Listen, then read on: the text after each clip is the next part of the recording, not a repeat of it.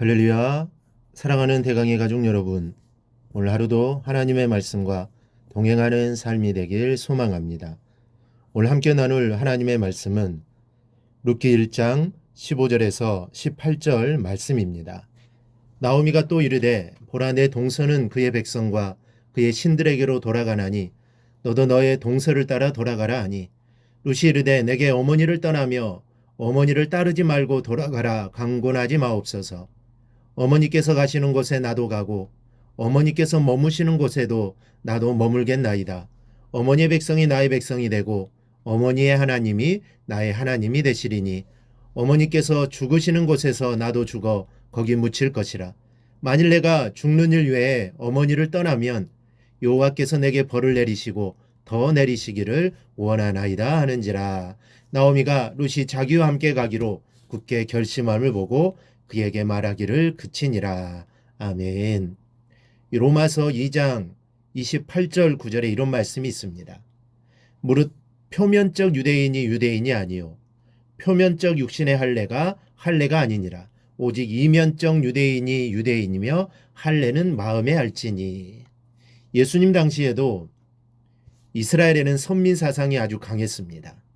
유대인의 혈통, 즉 아브라함의 자손이라는 이 자부심과 긍지를 가지고 살아갔는데, 이게 좋지만 이 선민 사상에서 비롯되는 부작용은 말할 수 없이 컸습니다. 그들은 이방인과는 전혀 관계하지 않았습니다. 즉 이방인들을 무시하고 업신 여겼던 것이죠. 그러나 예수님은 이 소외당한 이방인을 사랑하셨고 그들에게 복음을 전하셨습니다. 바울도 표면적 유대인, 즉 족보상의 유대인을 중시한 것이 아니라 이방일지라도 하나님을 마음에 섬기는 신앙 안에서의 유대인을 강조하여서 마음의 할례를 받으라고 권하고 있습니다. 즉 다시 말해 마음의 중심이 하나님을 향하고 있느냐, 이것이 가장 중요하다는 말입니다. 이 본문에 보면 이와 같은 측면에서 큰 은혜를 누리게 되는 한 이방 여인을 보게 됩니다. 그는 나오미의 며느리 룻입니다. 룻은 나오미의 만류를 뿌리치고 시모를 따르기로 작정합니다. 이때 시모 나오미는 룻에게 이런 말을 합니다. 15절입니다. 보라 내 동서는 그의 백성과 그의 신들에게로 돌아가나니 너도 너의 동서를 따라 돌아가라. 너는 돌아가서 새로운 인생을 찾으라는 권유입니다. 그러나 룻은 이렇게 대답합니다. 어머니께서 가시는 곳에 나도 가고 어머니께서 머무시는 곳에도 나도 머물겠나이다. 어머니의 백성이 나의 백성이 되고 어머니의 하나님이 나의 하나님이 되시리니 어머니께서 죽으시는 곳에서 나도 죽어 거기 묻힐 것이라. 룻이 어머니를 절대로 떠나지 않겠다고 하는데 그 심정이 17절에 더욱 절실히 나타납니다. 내가 죽는 일 외에 어머니와 떠나면, 이 말씀이 원어에는 내가 죽어서 사별하는 것 외에는 어머니와 헤어지지 않겠습니다로 되어 있습니다. 즉 죽기 전에는 절대로 어머니와 헤어지지 않겠다는 룻의 각오입니다. 우리는 이 고백 속에 정말 심상치 않은 무엇인가가 있다는 것을 느끼게 됩니다. 무엇이 룻으로 하여금 이렇게까지 굳은 결심을 하게 만들었는가 하는 것입니다. 그 열쇠는 16절 하반절에 있습니다. 어머니의 백성이 나의 백성이 되고 어머니 하나님이 나의 하나님이 되시리니. 즉 어머니의 하나님이 나의 하나님이라고 고백을 합니다. 그리고 17절을 보면 내가 죽는 일 외에 어머니를 떠나면 여호와께서 내게 벌을 내리시고 더 내리시기를 원하나이다. 그런데 우리가 기억해야 할 것은 룻은 이스라엘 사람이 아닙니다. 그는 이방 사람입니다. 하나님을 섬기는 사람이 아닙니다. 원칙적이라면 자신들이 섬기는 신에게 맹세를 해야 할 것입니다. 그런데 룻은 자신이 섬기는 신이 아니라 하나님께 맹세를 하고 있습니다.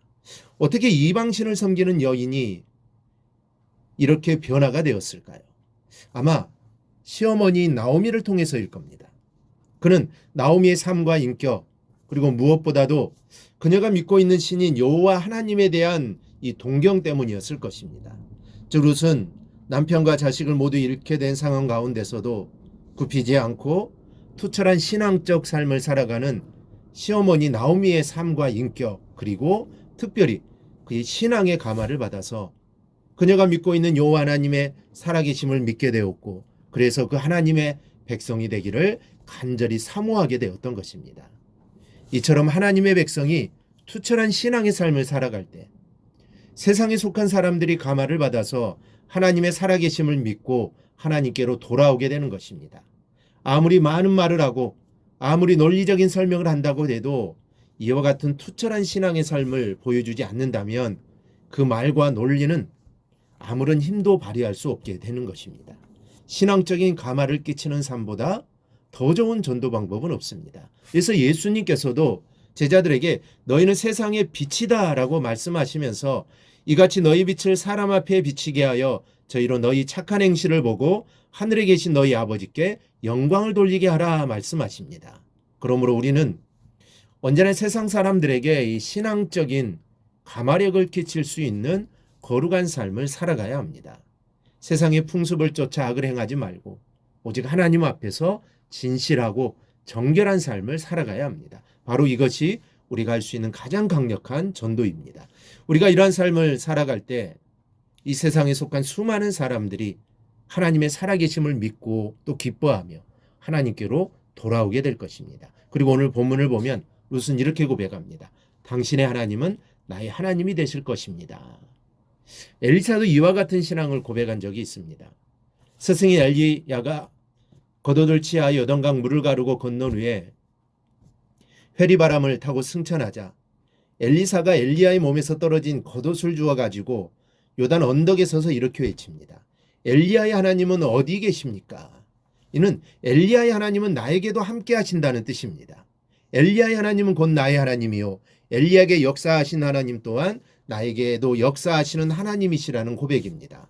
여러분, 모세만의 하나님이 아니라 여러분의 하나님이 되실 것이고 요수아의 하나님만이 아니라 여러분의 하나님이 되실 겁니다. 바울만의 하나님이 아니라 이 시간 여러분의 하나님이 되신 줄 믿습니다. 아울러 성경 속에서 역사하신 그 하나님은 바로 여러분의 인생을 도우시는 여러분의 하나님이 되실 것입니다. 우리가 그 하나님만 온전히 의지하며 신뢰하며 나아가기를 주님의 이름으로 축원합니다. 오늘 묵상한 말씀을 굳게 잡고 삶으로 실천하며 살아내는 대강의 모든 성도들이 되기를 축복합니다.